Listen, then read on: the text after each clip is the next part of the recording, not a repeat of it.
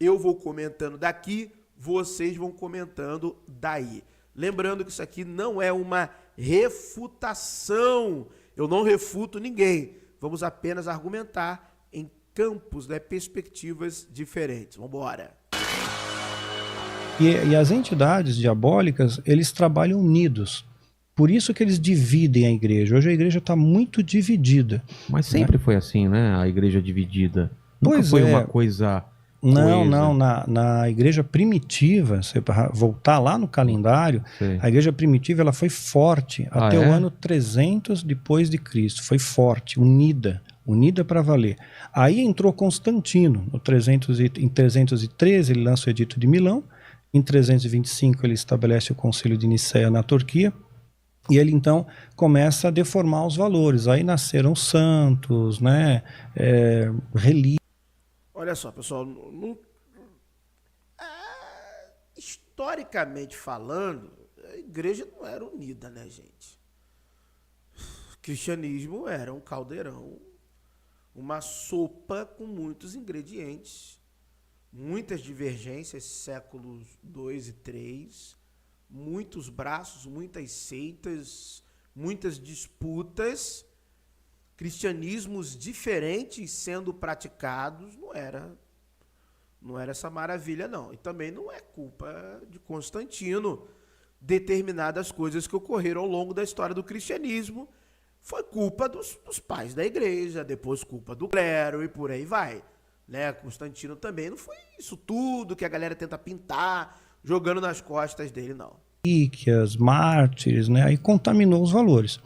Mas até o ano 300, né, depois de Cristo, a igreja era muito unida. A igreja primitiva era extremamente unida. Se reuniam nas casas, não tinha templo, eram nas casas, né? Paulo, da prisão, ele dava orientação, dava exortação, dava direção, né? Hoje eu tenho ovelhas também.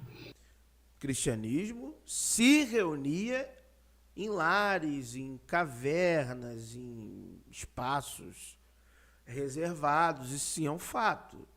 Mas não era mil maravilhas. Eram vários tipos de cristianismo, tá bom? Vários tipos de cristianismo. É tudo virtual. Eu da minha casa, eu consigo dar orientação, exortação, todo mundo tem meu telefone, tem acesso direto a mim, então não tem aquela coisa, você não tem acesso ao pastor, tem acesso a todo mundo. Conheço todas as minhas ovelhas, sei o nome, sei a luta, sei a dificuldade, né? Então é um grupo pequeno. Eu poderia ter 30 mil ovelhas, mas eu prefiro ter 200 e cuidar bem dessas 200, né? E acho que se cada um fizesse um pouco assim, de cuidar do rebanho, o rebanho está muito machucado, o rebanho está ferido, né?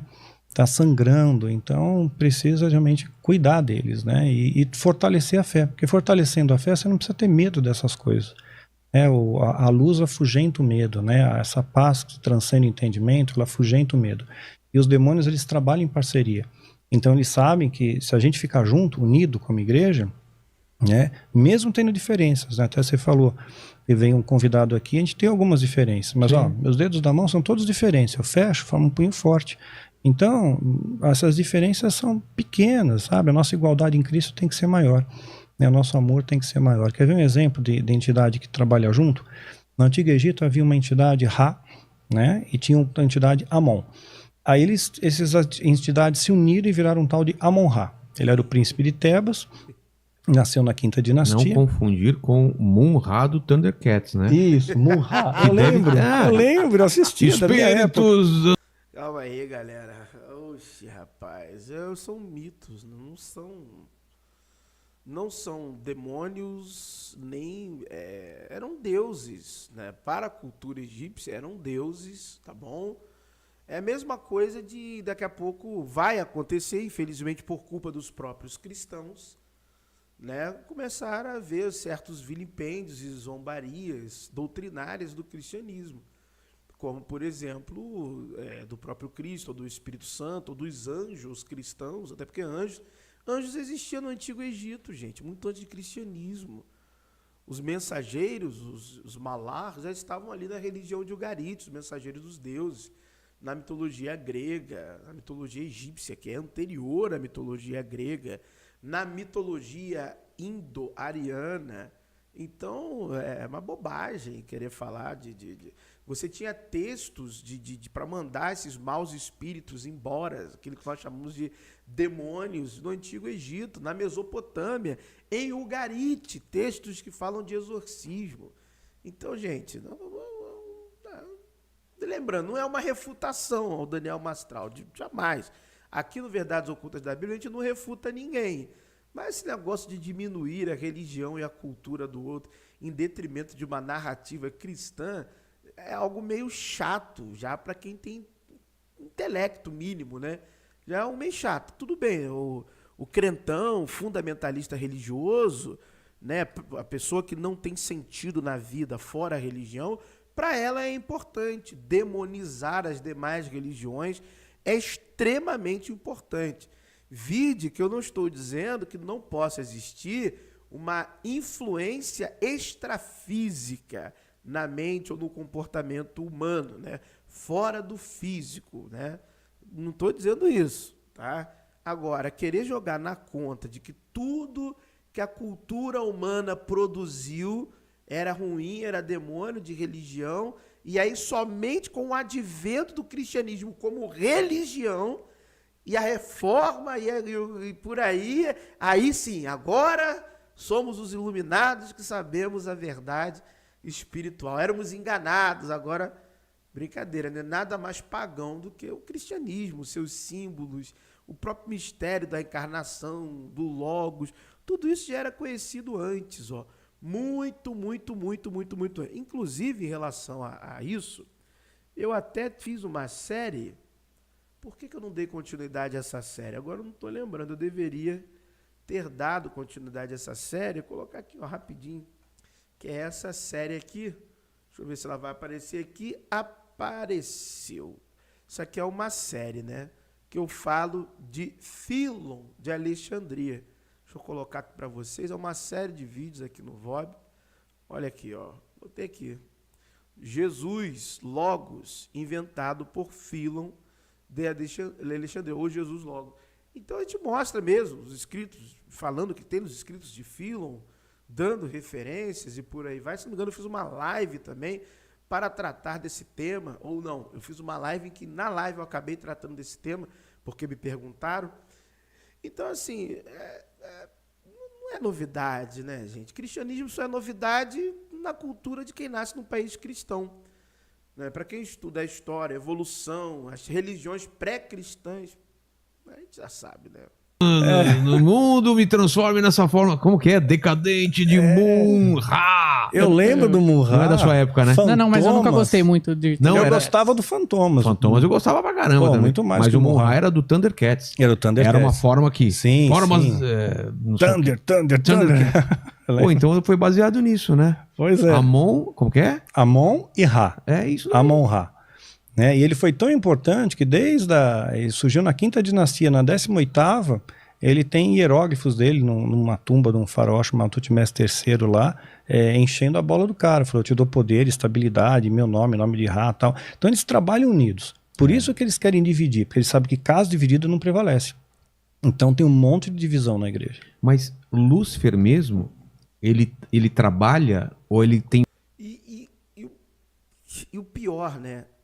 A igreja de Paulo, segundo o relato da carta aos Coríntios, já era uma igreja dividida. Já era uma igreja dividida. A igreja de Jerusalém, de acordo com o livro de Atos dos Apóstolos, já tem problemas de sectarismo, né? Alguns pensam dessa forma, outros pensam de outra, e aí se faz o concílio. Dito o primeiro concílio histórico, né, que é o concílio de Jerusalém. E engraçado que concílio o budismo já fazia antes do cristianismo, né? 29 AC tem um concílio lá do imperador que faz do budismo para definir as escrituras que seriam do Buda ou não ali, que vão parar no cânone Pali. Então, assim, são, como a Érica fala bem, não são reciclagens mitológicas, lendárias, de dogmas, de modelamento operante e por aí vai. Uma porrada de gente que trabalha, por exemplo, você falou de poderes territoriais que estava vindo para um anjo para ajudar Daniel, né? Isso, E, Daniel. e ele teve que combater um Príncipe da Pérsia, príncipe. uma outra Existe entidade. príncipes, como se fosse... O mundo é como se fosse um grande reino. Existem príncipes, existem...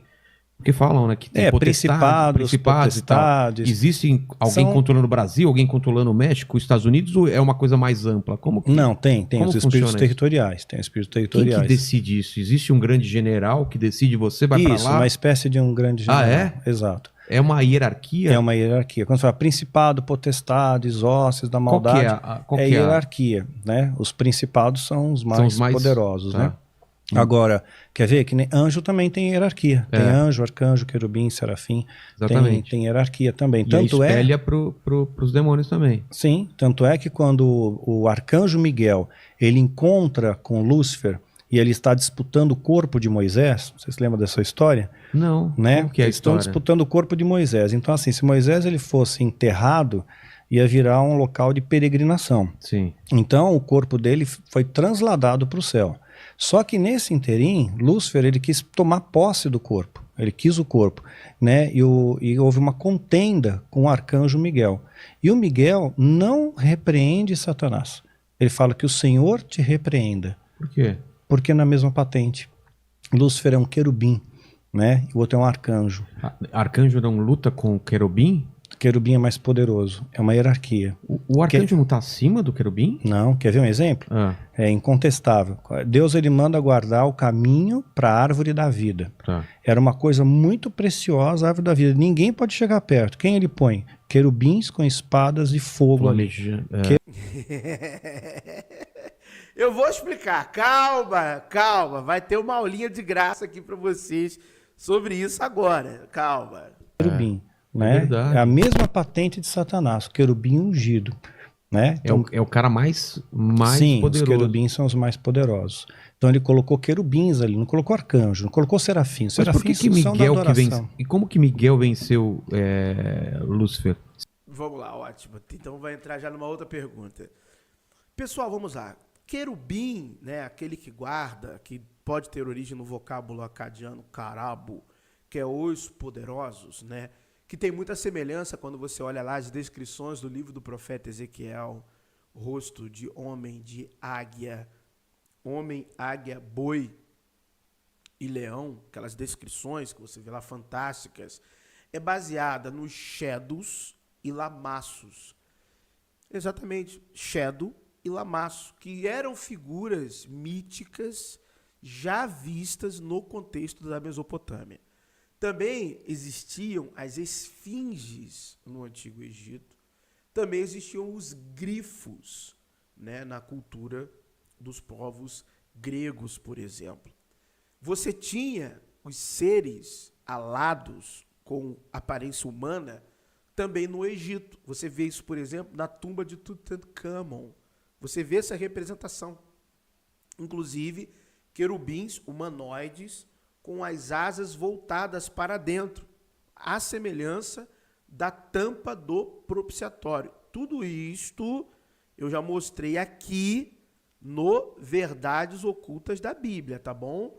Isso aqui, ó, já foi demonstrado. Tem um vídeo aqui sobre querubins, tem lives também. Então, olha só, tudo isso aqui eu já mostrei aqui para vocês, tá bom? Então, aqui, ó, tem um... Deixa eu botar aqui para vocês verem, tá bom? A aula aqui, bonitinha. Essa primeira aula aqui, ó, beleza? A farsa dos querubins. É uma aula que eu trago para vocês, mulheres querubins, tá bom? Então, tudo isso já está aqui, até na capinha de um vídeo aqui, ó, eu coloco na capinha que os querubins com as asas voltadas para dentro, seres alados e por aí vai, outras culturas também têm. Então, isso não é uma exclusividade da cultura judaico-cristã, muito pelo contrário, eles copiaram outros povos, tá bom? Isso é um fato, eles copiaram outros povos, tá? Se a gente botar aqui também, ó, Arca da Aliança, tá? Tudo também com comprovação, bonitinho, vídeos que eu fiz, lives também. Aqui, ó, nesse vídeo eu mostro, nesse que eu reajo também, a Aline no Vilela, e esse aqui também eu mostro. Eu sempre faço questão de demonstrar a origem da Arca da Aliança com o artefato. Reagi recentemente também a um vídeo da Érica também, que eu mostro também artefato, tudo direitinho, da tumba de Tutancâmon, as duas arcas que tinham lá, uma de Anubis e a outra arca. E a arca era uma coisa comum naquele contexto antigo, não só do Egito, mas de outras culturas também, do Antigo Oriente Próximo, demonstrando essa iconografia angélica presente junto ao mobiliário hebreu, que também estava junto ao mobiliário egípcio, tá bom? Então, quando nós falamos dessa hierarquia angélica, nós estamos falando de elementos que são de outras culturas. A palavra arcanjo é uma criação, né, que é arcanjo, ou primeiros anjos, né, anjos principais, primeiros anjos. Essa cultura de hierarquia angélica que nós temos no cristianismo, ela é oriunda da literatura apócrifa ou pseudepígrafa, que nós chamamos no protestantismo. Livro de Enoque, principalmente, outras literaturas também, tá? Que isso fique registrado. E que tudo isso vem da origem da cultura persa, tá bom? Vem da origem da cultura persa. E em outros ramos do cristianismo, não existem somente essa tríplice hierarquia, né? Anjo, serafim e querubim, tá bom? Anjo, serafim e querubim, aí vem o arcanjo. Na verdade, todos são classes de anjos. Vai ter um anjo ali baixo, o mensageiro, né? Aí você tem o serafim, querubim e arcanjo. Você também tem ofanins, você também tem tronos em outros ramos da cristandade, principados e também potestades. Porque lembre-se, cristianismo não se resume ao protestantismo ocidental, principalmente quando se trata de teologia. Você tem a teologia católica, você tem a teologia do cristianismo ortodoxo, cristianismo oriental, inclusive que eu fiz curso já desses outros ramos do cristianismo. E achei muito interessante as diferenças teológicas. Foi lá em 2017, 2018. Então, essa hierarquia celeste, na verdade, que é modelada no cristianismo, vem da literatura apócrifa, pseudepígrafa, que vem ali da cultura persa, essa hierarquização angelical, onde você tem os Iasatais, os Ameixes Pentas e por aí vai, e você vê tudo isso também no cristianismo, tá bom? Naquele judaísmo ali, do período interbíblico, da literatura apócrifa, pseudepígrafa, e você vê no Novo Testamento, que é onde o Novo Testamento tira toda a base de suas doutrinas, vem dali, se você não sabe, tá bom? Passa a saber agora. E tudo isso é mito, é mitologia, tá bom? Tudo isso é mito, é mítico, é místico, mitológico, folclórico em toda a sua compreensão. Tá bom? Então isso aqui você não pode encarar, levar como literal, como real, como olha, bombou. Não. Tá bom? Não encare dessa maneira. Se ele é uma patente menor. Porque ele capitaneou um exército. Ah, tá. E outra coisa importante, Satanás é um querubim. Não. Ezequiel 28, Isaías 14, 12, não fala de queda de Satanás. Satanás não era nenhum querubim ungido. Satanás vem de Angra Mainyu, Ahriman, o espírito destrutivo. Existem vários seres que foram alimentando o imaginário ao longo do tempo para que surgisse essa figura, como, por exemplo, Oron, nos textos ugaríticos, tá bom?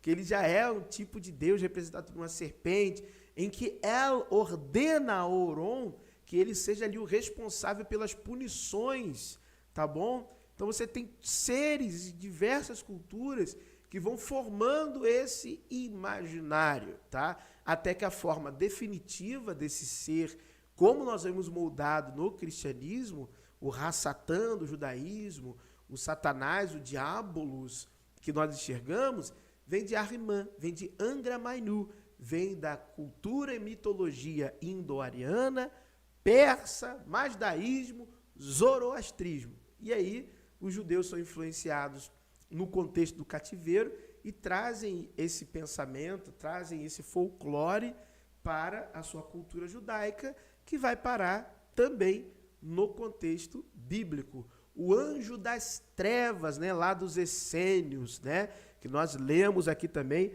o pergaminho do anjo das trevas, nos manuscritos do Mar Morto, tá bom? Vou mostrar aqui para vocês, aqui, ó. Mostrar para vocês que nós produzimos esse conteúdo aqui também, aqui, ó. O anjo das trevas. O anjo das trevas criado por Deus. Isso de acordo com o pergaminho 1QS, tá bom?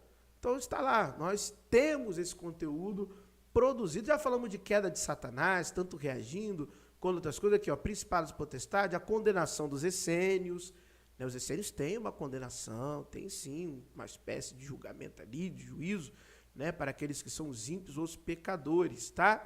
Então, são ideias que você vê que vêm de outras culturas, vêm de outros credos, outros folclores, outros mitos. Você não deve encarar isso como uma realidade, apenas compreender como a mentalidade daquele povo antigo funcionava.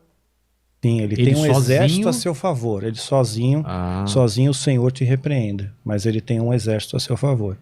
E a batalha espiritual, se você gosta do lance, né? Vou te contar um exemplo clássico da Bíblia de batalha espiritual.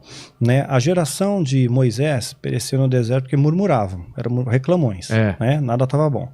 Aí a geração... Verdade. Né? Nada, era o hard, né? Nada estava contente, Pois caramba. Os caras eram escravos lá no povo Egito. emburrado, né, meu? Escravos, cara. A gente devia ter ficado lá. Eu falei pra você. Né? Pois é, saudade do melão. Pois é. Aí eles estão dando rolê no deserto, tal, aquela geração morre, vem a geração de Josué. Mas também Moisés estava perdidaço lá também no deserto. Moisés não aguentava mais.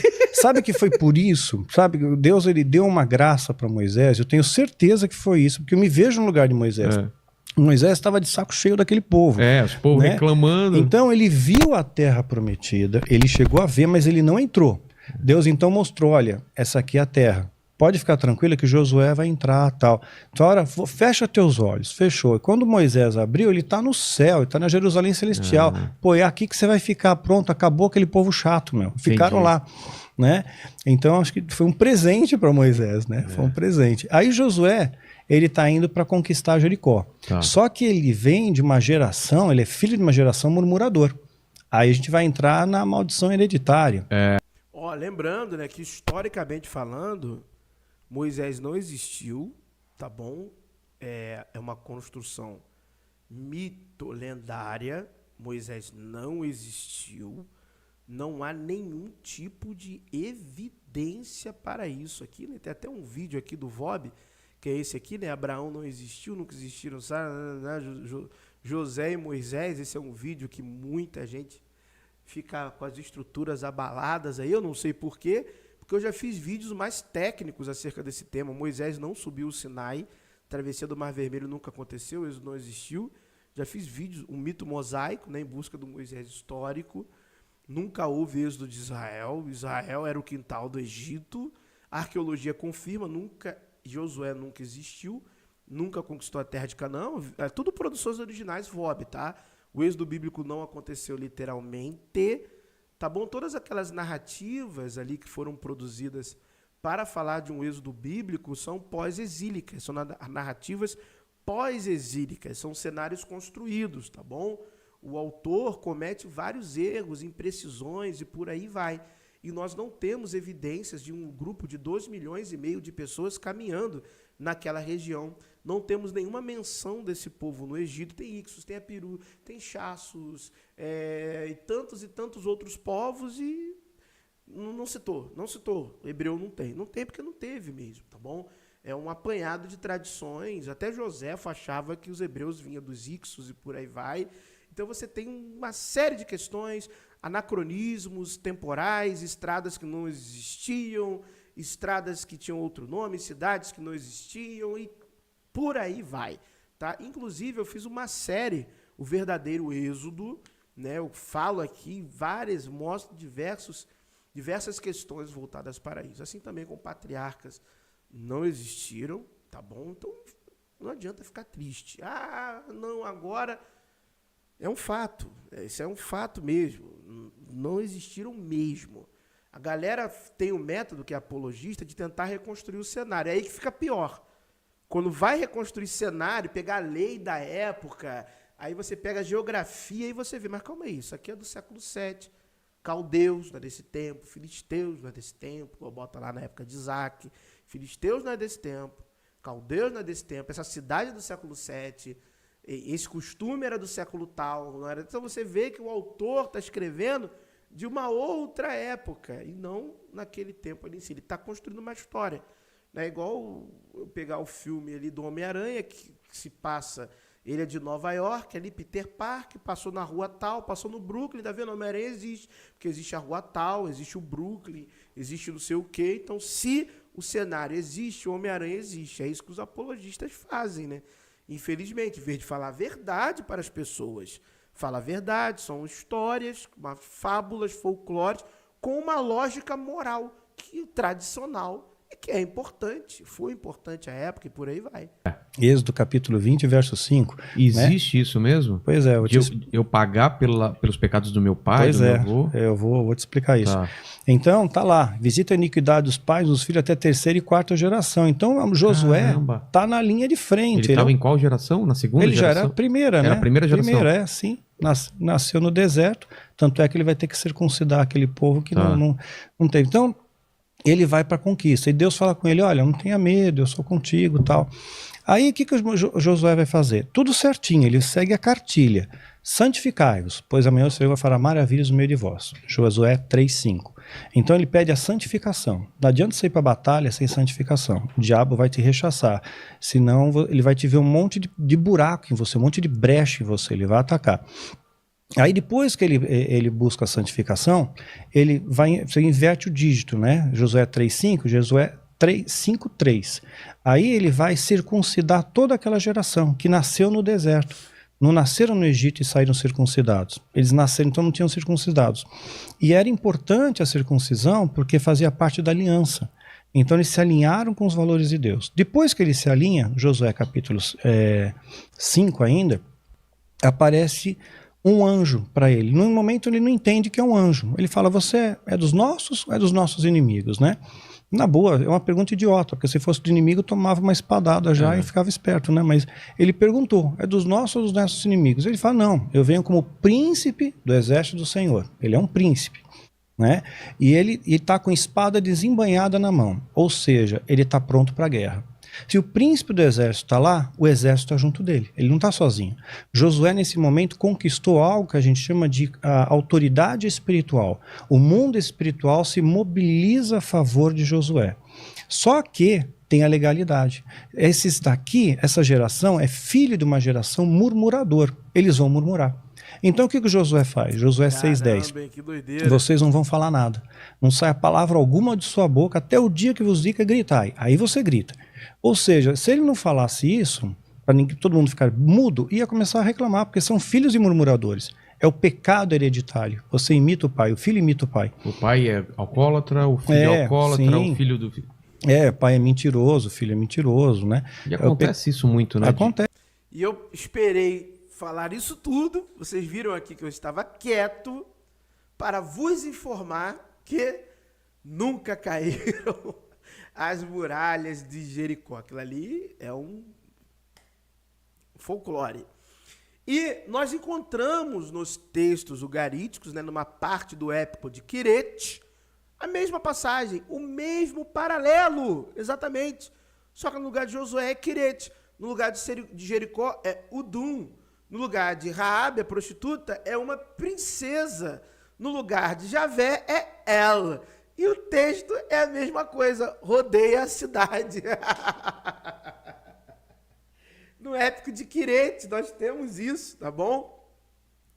Tem aquele livro, né, em inglês, Paralelos do Antigo Testamento, ali você tem tudo que você possa imaginar, e é ali que está a informação, inclusive com a referência do texto garítico, KTU, alguma coisa lá, que nós já trabalhamos aqui também, no Verdades Ocultas da Bíblia. Já trabalhamos aqui também, tá bom? A queda aí das muralhas de Jericó. Deixa eu procurar aqui rapidão. Aqui é assim, né? Aqui é tudo na hora mesmo. A gente vai botando aqui, espontaneidade.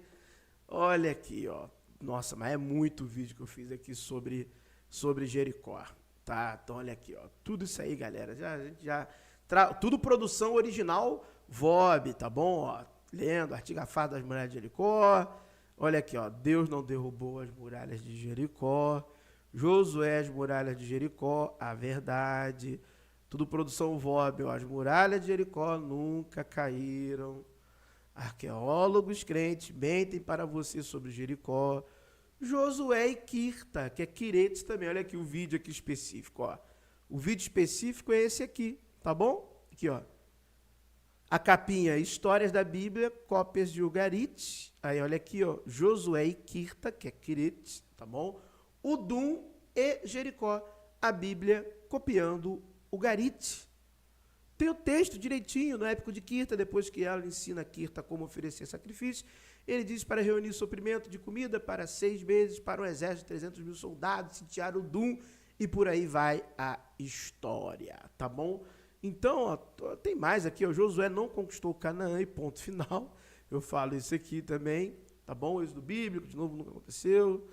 Então, galera, não teve, tá? Inclusive, tem uma live, eu fiz uma live. Ah, essa que é a live, ó. As muralhas de Jericó nunca caíram. Essa é a live, a não queda das muralhas de Jericó. Temos uma live de 4 horas aí sobre essa questão. Tá bom? Diversos arqueólogos que escavaram aquele lugar. Diversos, né? E tem a Katelyn Cannon, se não me engano, foi a arqueóloga que foi até premiada, né? Porque ela encontrou ali vestígios, cultura material, crânio do período neolítico, meu amigo. Ela cavou com vontade aquele lugar, o sítio de Telo, Jericó. E as muralhas de Jericó? Neca de Catibiroba, nananina não, tá bom? Então, são coisas que estamos falando a verdade aqui para vocês. Temos produções aqui nesse sentido, tá bom? Vamos lá. Esse é o pecado hereditário. Aí, imagina só, primeira volta, segunda volta, na terceira ia começar a murmuração. Pô, meu, tá doendo minha joanete. É que você não viu como é que tá meu dedo encravado. Começaram a reclamar. Mas não reclamaram. E aí trouxe vitória. Aí ele transformou aquilo que era maldição em bênção. Detalhe, que a gente se pauta em Êxodo, né, capítulo 20, verso 5. Visita a iniquidade nos pais, dos filhos até 3ª e 4ª geração. O texto continua. Mas eu também visito até 1000 gerações daqueles que fazem a minha vontade. Ah, tá. Ele continua. 1000 gerações que fazem a minha vontade. Então vamos pensar que 4, é 3 a 4, vamos pensar 4 é a vontade de Deus de te amaldiçoar. Né? E Por que 1000... Deus amaldiçoa alguém? Pois é, você vai entender agora. Ah, tá. Né? Então, vamos supor que 4 fosse a vontade de Deus de amaldiçoar. Tá. E 1000 a vontade de Deus de te abençoar. Né? Se você transformar isso aqui em matemática, né, Deus ele quer te abençoar 99,6% e te amaldiçoar 0,4%. Não é nem 0,5%. E você retém 0,4%. Porque dá dinheiro. A indústria, existe uma máfia gospel que ganha muito através da maldição hereditária. Ah, é? Ganha, porque dão cursos de maldição hereditária, cobram por ministrações, né? Ganham dinheiro com isso, fazem congressos, por isso ganham dinheiro. Né? Então é uma máquina para ganhar dinheiro. Porque se Deus ele quer te abençoar, 99,6%. E aí se você pegar um texto de Ezequiel 18, a partir do verso 18, está escrito que o pai não levará a maldição do filho e nem o filho levará a maldição do pai.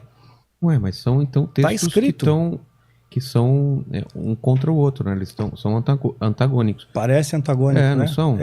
Parece antagônico. Mas esse 0,4% de maldição são para aqueles que herdam o pecado, que continuam o mesmo erro. Né? Então eu visito a iniquidade do pai no filho até 3ª e 4ª geração. Se você for iníquo também, se você continuar com a iniquidade, se você perpetuar aquilo, seu pai mentia, você mente. Seu pai murmurava, você murmura. Se você interrompe, isso não acontece. É o que está em Ezequiel 18, de 18 a 22. Né? O filho não levará a iniquidade do pai, nem o pai levará a iniquidade do filho. A maldição do justo cairá sobre ele e a impiedade do ímpio cairá sobre ele. Cada um vai dar conta do seu próprio pecado. Né? Então, é muito claro isso. Deuteronômio também fala isso. Porque senão é uma coisa injusta, né? Eu pagar por por um pecado do meu pai ou do meu avô, coisa que eu nem tive controle sobre isso. Pois Mas Mas Deus não é injusto. Então, mas nesse mundo espiritual não é usado isso contra você? Ah, seu pai fez isso, seu avô fez isso, então você está pagando isso. Se você comprar essa ideia da maldição Porque se hereditária, vende essa ideia. lembra que a Bíblia diz que iam espalhar no nosso meio doutrina de demônios, né, e fariam sinais e prodígios para enganar, se possível, os eleitos? Texto fora de contexto é doutrina de demônio. O diabo, ele não precisa mentir. Se você duvidar da verdade, ele já ganhou. Entendi. Né? Então ele deforma os valores. Então, desculpa. Você Não, eu ia só concluir um Pode pouco, concluir. tá? Deuteronômio 30, de 15 a 20. Rapaz, mas nós saímos de Lúcifer, anjo, demônio, hierarquia celestial e paramos em bênçãos e maldições hereditárias. Um rolê bem aleatório.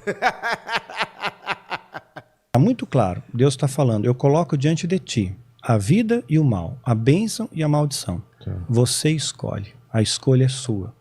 Né? Então você, o seu livre-arbítrio vai escolher aquilo ali. Deuteronômio 30, de 15 a 20. Caramba, doideira, hein? Olha aí, ó, podcast!